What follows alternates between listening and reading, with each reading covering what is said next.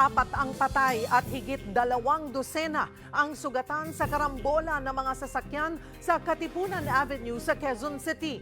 Ang driver ng truck na nang-araro sa mga ito sumuko na. Magbabalita si Hannibal Talete. May pasahero pa sa loob ang nagkayupi-yuping mga sasakyang ito na nasangkot sa karambola sa bahagi ng Aurora Boulevard flyover, Katipunan Avenue sa Quezon City Huwebes ng gabi.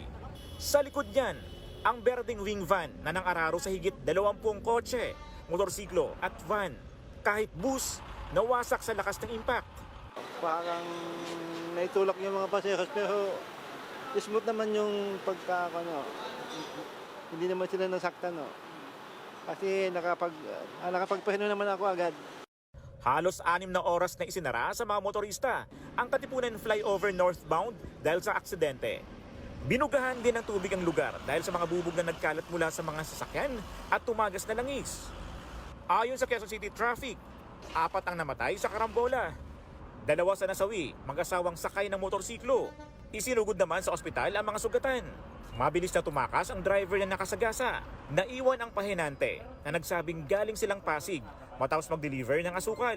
Pabalik na sana sila sa Novaliches. Paahon na ang kanilang sasakyan sa flyover na mawalan ng preno. Mahina lang nung takbo niya. Kaso pag paakyat kami, mahina siya. Tapos palusong, sabi na wala nang preno. Tapos dumiretso yung takbo sa truck. Yung dalawang mag-asawa po, yung unang natamaan. Tapos sunod-sunod na yung mga sasakyan, tapos yung motor. Makalipas naman ng ilang oras, kusang ring sumuko ang driver ng wing van. Umalis po ako dahil po sa takot ko po. Humihingi po ako ng pasensya po. Dahil hindi ko naman po kagustuhan po yung nangyari. Ayon sa driver, nangako umano ang may-ari ng wing van na sasagutin ang mga gastusin ng mga biktima. Maharap sa reklamong reckless imprudence resulting to multiple homicide and multiple physical injuries ang driver.